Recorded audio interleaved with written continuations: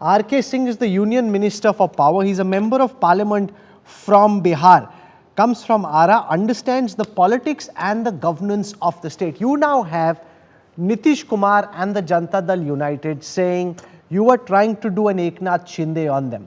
Through RCP Singh, you are trying to break the Janata Dal United MLAs. And what Nitish Kumar has done is, in a preemptive strike, he's moved away. You couldn't do to Nitish what you did to Uddhav Thackeray. Nitish Kumar thinks it's a big victory for him. Rahul, all these stories are totally bogus. What I think is behind, you see, the first thing which Mr.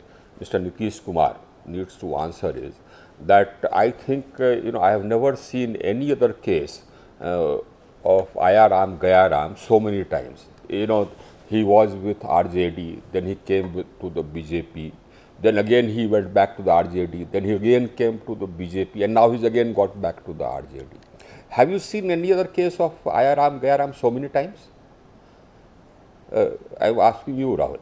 So we haven't. It happened in Haryana, where the idea of Aaya Ram Gaya Ram comes from, but even there it happened only thrice and not as often as Nitish Kumar, which is now the 5th time he switched sides. But when he came to you, you embraced him. And he claims to be doing principled politics. I don't see any principle anywhere. His politics is all entirely about the kursi, about the chair. That's why many people in Bihar call him Kursi Kumar. And in fact, even Mr. Lalu Prasad said that he is Mr. Paltu Kumar. So basically, that is the question he has to answer. I have never seen a worse case of politics without principle and politics only for power. This is a glaring example of that. This is not the first time. He is sort of and I'm quite certain that the RJD also cannot be certain as to how long he will stay with them. And there are many questions. How long will Tejasvi work under him? For how many years? And will Nitish Kumar work as per the dictates of the RJD? No, but the scenario that the opposition is building, Deve Gowda tweeted about it, the former Prime Minister, talking about the Janta Parivar coming together to throw up a Prime Minister like they did in the past. Is a problem. This idea that Nitish Kumar could potentially be a Hindi-speaking challenger to Prime Minister Modi, with name recall across the Hindi heartland states and across the country, coming together as a fulcrum where all the Janta Parivar and Congress rally around him as a challenger to Prime Minister Modi in 2024. Does that look like an imposing challenge to you? Rahul, this is a pipe dream. I call it as a pipe dream. You see, if he's only got 45 seats there, and imagine, with just 45 seats, he is the Chief Minister, whereas those parties with 75 and 77 seats and 79 seats, they are junior partners. Now, that is the sort of the ridiculous state of affairs that is like the tail wagging the dog. Basically, if he fights alone, Nitish Kumar will not even win 5 seats. That's my challenge. So, for somebody who can't even win 5 seats fighting alone in Bihar, for him to dream of leading the nation, I think is ridiculous. So he should forget these dreams. But he won't be fighting alone, R.K. Singh ji. In 2019, the NDA won 39 out of 40 seats in Bihar. When the RJD, Congress and JDU fight together, does that not make the challenge much tougher for the BJP when you're up against a united Mahagathbandhan? No, Rahul, we are very confident that even in the next 24 elections, we'll get all the seats. We made the mistake when we fought with Nitish. We made the mistake of giving 50% of the seats to him. I can tell you that when the next election comes, the 24 election comes, we will win all the parliament seats from Bihar. I am very confident about that. The people will vote for us. You see, the people. Why did Nitish Kumar get relegated to just 40 seats? Because he's been exposed. The people realize that this fellow just talks. He says he's Sushashan. There's no Sushashan. Basically he says that he is honest, but around him, all his ministers were making money.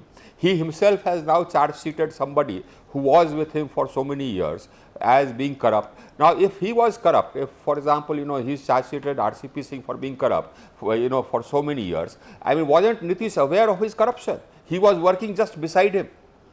So, I mean, if there was any corruption, Nitish was a party to it, I would say. No, but can I ask you a question, RK Singh ji?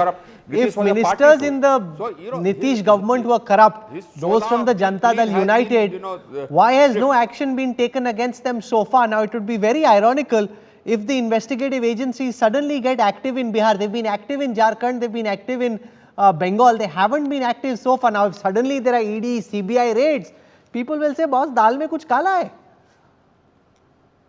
Now, you know something, Rahul, there are, I think, I don't have any material. Otherwise, if I had any material, I would have submitted it to the investigating agencies. But what people tell me, what my constituents tell me is that many of Nitish Kumar's ministers actually take money for transfers, postings, etc. That's a complaint which I have heard from many people. And if Nitish Kumar is so dead honest, how was this happening? So, basically you talk to anybody from Bihar, he will tell you that his pretense of honesty is just a pretense. Basically, most of his cohorts are into making money, and in any case, as I said, that's a challenge. Let him fight alone, and I can give it to you in writing that he will not get more than 10 seats. In fact, he will not get more than 5 seats if he fights alone. But after Maharashtra, the opposition seemed dead and gone. 2024 seemed like a buried issue where Prime Minister Modi and the BJP were likely to storm home to power. Would you accept that this shows that opposition abhi zinda hai? Obviously the BJP still remains in pole position, but the opposition will begin to believe that we too can come together. It's possible we're not dead and finished just yet. I was trying very hard not to laugh. You see, the opposition is so bereft of leaders that they are looking to somebody who has whose percentage of votes is just about 4 or 5% in Bihar, and who has only 45 MLAs in Bihar. They are, if they need him to be their prime ministerial candidate, that just shows how empty of leadership the opposition is. Can you just imagine that? One state party, he is not there in any other state. One state party, even in that state, I mean, he is not the largest party, he is not the second largest party, he is probably the third or fourth largest party, and he is the only PM candidate which the opposition has. I am quite certain that Mamata Banerjee will challenge that. I am quite certain that even Rahul Gandhi will challenge that. And I am quite certain that Chief Minister of Chhattisgarh will challenge that. So, you see, basically what's happening, Rahul, is that some people feed his megalomania. Are you are PM material. He should wake up and face reality that he is not PM material, that if he is Chief Minister, he is Chief Minister by the grace of either the BJP or the RJD, from whom he keeps hopping from one to the other. He hopped from RJD to BJP, and now he has gone back to the RJD, and he has gone and apologized to Rabri Devi for hopping away from her. But Rabri Devi must be asking a question in her mind that when will the next time come when he will hop away from her again. And basically, he doesn't have any base of his own, and the problem is that. That's his problem. He doesn't have any base of his own. No, so but if all of this is wrong with if all of this is wrong with Nitish Kumar, which in some ways it is, you made him Chief Minister. Did you miss a trick there when you had 75 seats in 2020? You could have insisted that a BJP leader will be Chief Minister. Nitish Kumar with 45 would have had no option. आपने भी तो sir पे चढ़ा के रखा. Rahul, that in fact I think is something which we will have to start questioning now as to why we made him Chief Minister. But this was something, you see, we keep to our word. This was something which we announced before the elections. You remember? Before the assembly elections, we announced that we will fight under the leadership of Nitish Kumar. I mean, no matter how many seats he gets, we gave him 50% of the seats. And the only fault we have is that we stay true to our word. You should be congratulating us for staying true to our word. No? And Rahul, what I would say to you is that you go and put the mic in front of Mr. Nitish Kumar and ask him as to how many times has he hopped from one party to the other. And how was Lalu's description of him as Paltu Ram correct? Just ask him that. Will you do that? No, sure. That's true that charge And ask him, will chase ask him what is the, you see, basically he's gone back to a party, Rahul, which he said is the most corrupt party on earth, which he said was responsible for the black, decades of in Bihar. He was wholeheartedly behind all those people who were, filing cases against Lalu, etc. And he's gone back there. You remember, you forget his speeches about the corruption in RJD and how it was a black period of Bihar. You forgot his speeches. He has forgotten it because it's convenient to stick onto the chair. But I think, the press needs to remind him about it and ask him about it. And those questions will be asked of the Chief Minister of Bihar. He will be sworn in at 4 p.m. Wednesday.